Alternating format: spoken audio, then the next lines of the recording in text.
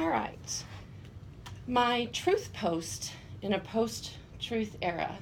You're not all in there. I'll move in. Yeah. So, Okay. I still have the sweet tea-stained, dog-eared copy of 30 Days to a More Powerful Vocabulary, which was required reading for all of us scholars in Mrs. Naoma Huff's English 4 class. We students used to have an informal point system on how many words we could toss into our conversations, and I must admit I take no small amount of pride in making her proud by sprinkling my conversations with those jewels to this day. Now, it was during those apparently uneducated days of my youth in rural Clyde, Texas, or Clyde, America, as our billboard proudly states now, that my mom and dad and countless devoted teachers like Mrs. Huff and ever watchful neighbors who seemed to have eyes everywhere and a magical hotline to my mother taught me the rules of humanity that guide me to this day. Be kind, work hard, tell the truth, love your neighbor, love God, love your mom and dad and grandparents and siblings or else, respect your elders and authority, protect the weak and vulnerable around you. Pride goes before a fall, so be humble, and when you break the rules, you will pay the price. Or to gain some further Huff points, don't be vociferous, loud-mouthed, or irascible, hot-tempered, and certainly never vindictive. A loving neighbor wouldn't be acrimonious or sardonic or vitriolic, bitter, sarcastic, or scornful. Never. Work hard and do your best, but don't be so opinionated that you become dogmatic, pompous, or egocentric, or, heaven forbid, a megalomaniac. And if behavior is crass or sadistic or scurrilous, grossly offensive or vulgar, you were not without impunity and swift repercussions from mom and dad, public school teachers, and those watchful neighbors. For most of us, we look back on that time of benevolence in rural white America with nostalgia, even though for many of us the time was also filled with abject poverty. We had no idea. We were happy and we got by. We were family. We loved and protected each other. And most of the time, we told the truth. These are my people, and I love them. Some of us stayed near that town that we loved and built wildly successful businesses, or served honorably in the public school system, or in jobs serving the community. Others, like me, moved away. I became a lawyer, a judge, an entrepreneur, and most importantly, a mom. Through half a century of living the roller coaster of life, I have been blessed to share that messy experience with an ever-expanding family and friends, faces, new and different, unique life stories and neighbors that included people of color and medically fragile children, entrepreneurs and employees, gay and straight, Christian and Muslim and atheist, rich and poor. First responders, those government heroes who rush in when others are rushing away, veterans, of course, freedom isn't free, and refugees who've sought sanctuary in the land of the free and the home of the brave. The small town country girl is making it in the big city. These are now also my people, and I love them. And one thing I've learned is that although the address may change, my values and rules of humanity have not. Kindness, truth, love. Yet, times do change. Change is what brought us here tonight. The people have voted for change. A deep antipathy for the ruling elite and status quo, a frustration from Americans who felt their voices were not being heard, and a lethargy from almost half of the population has resulted in this inauguration day. This president holds the lowest popular vote support in modern history, truly a minority president, with even many who voted for him doing so only from desperation, their words. So here we are. We, the people, have assigned the ability to dominate to an individual most citizens deprecate and most certainly would never emulate. He, by title, is our leader. And by all accounts, we have let the bull into the china closet, and he has wasted no time in smashing rules and breaking China, big C.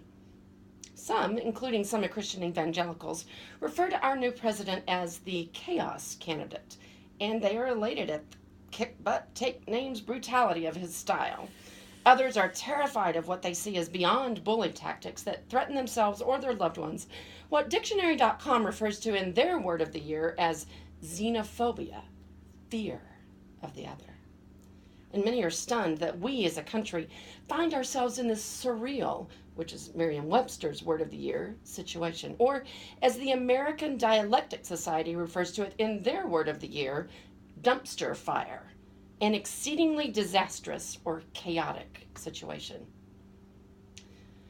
1 week ago tonight, exactly 5.5 miles from this spot, my 16-year-old son and his varsity basketball team were competing in the home gym of a predominantly Hispanic school district here in Fort Worth. The team slogan for our school is Family All In, and that delights me as all of these boys know they are just like my own. Losing badly and with hometown officiating that was causing our fans to lose their voices giving their opinions of the referee's eyesight, I was gut punched halfway through the fourth quarter when the words that the opposing fans were shouting at our team cut through my consciousness, reverberating through the gym. Go back to the zoo! Go back to the zoo, you monkeys! In that moment, the 5 young men on that court who, as you might have imagined, happened to be African American, their teammates and fans witnessed xenophobia and a tragic dumpster fire firsthand. My heart broke as I and other adults on our side yelled at the officials to get control of that shameful situation. But then to add insult to injury, the 3 grown men paid to be in charge of the court, also known as referees, rather than addressing the hometown fans, stopped the game with 1.5 minutes remaining and the home team winning by almost 40 points, and they instructed the hometown principal to request our fans to leave, as the rest were offended at our yelling. Truly, if I hadn't been there, I might not have believed it. And apparently, because they weren't present, there are some who would suggest it never happened. Or, if it did, those words didn't mean what we are trying to make them mean. Fake news. And it is this related 2016 word of the year that has stopped me in my tracks. I could never have imagined back in Mrs. Huff's hallowed classroom this word. This is a change I am deeply uncomfortable with. Post-truth, relating to or denoting circumstances in which objective facts are less influential in shaping public opinion than appeals to emotion and personal belief. How have we moved beyond truth? When did this happen? Well, Ralph Keyes was one of the first to bring it to public attention in his book, The Post-Truth Era. A quote from the book: "When Trump, The Art of the Deal was published, Donald Trump claimed that 200,000 copies had been printed, that the Today Show planned to interview him 5 times, and that the issue of New York Magazine with an excerpt of his book was its biggest seller ever. But in fact, 150,000 copies of Trump were printed. Today interviewed him only twice, and New York's sales figures were not available at the time he made his claims." But in his book, Trump called this kind of braggadocio truthful hyperbole. Now here is the sobering footnote. Date of publication of the post-truth era, 2004. 12 years before this election cycle. So apparently we, the people, have been living in a post-truth where facts don't matter and truthiness, what you feel like the truth should be, will suffice for over a decade. The truth has become so devalued that what was once the gold standard of public debate is now a seemingly worthless currency. If you don't like what a report tells you, label it fake news. When a reporter isn't giving you the facts as you want them, create a new site and use the internet to cause it to go viral. And once your twisting of the facts has earned you the position that you were after, don't hesitate to pivot in an instant, because everyone understands that you were just improving on the truth to make your point. Oh, yes. Which returns me to one of Mrs. Huff's favorite words, euphemism. A mild expression substituted for an improper or blunt one, or as we like to say in the South, sugarcoating. From the post-truth era. Dishonesty inspires more euphemisms than copulation or defecation. This helps desensitize us to its implications. In the post-truth era, we don't just have truth and lies, but a third category of ambiguous statements that are not exactly the truth, but fall just short of a lie. Enhanced truth, it might be called. Neo-truth, soft truth, faux truth, truth light.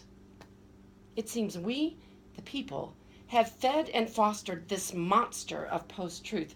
We have allowed pseudo-truths and half-truths and embellishments and now fake news to tear down our values and erode our trust and threaten to destroy our United States. So for myself, I am planting my truth post firmly in the ground here tonight. From myself, from my children, from each and every leader, I am throwing down the gauntlet for transparency, for accountability, for ethics and honesty, for a free press. I will stand firmer and higher for the values and principles of humanity that make me proud to be an American, a Texan, and a Christian. I will continue to pray, as I always have, for God to bless and protect our country and our president. I will use all the vocabulary and values that I have cherished from my childhood to seek justice, love mercy, and walk humbly with my God. And I know there are many who will join me. Because despite the disturbing facts of what happened just 1 week ago, let me tell you how my people, the American people, have responded to that repugnant incident. Well, after the opposing principal suggested the referee would be asking us to leave, I asked her how the officials would be responding to those racial slurs. She seemed genuinely taken aback when I repeated what had been hurled at our young men. She apologized profusely, and she said that the behavior was completely unacceptable. When I told our athletic director, he was appalled. He contacted her the next day. She had already identified the offending adult and students, had banned the adult from further school activities, and had disciplined those students. From chaos and opportunity and progress. I'm encouraged that the adults in charge in Fort Worth, Texas, handled this situation in a frame of honesty, ethics, and responsibility. In America, that's what we've always required our leaders to do. And as my beloved Mrs. Huff would admonish, may we as a country ensure that no one gets a hall pass on this one. May God bless our president and leaders, and may God bless America. We had time.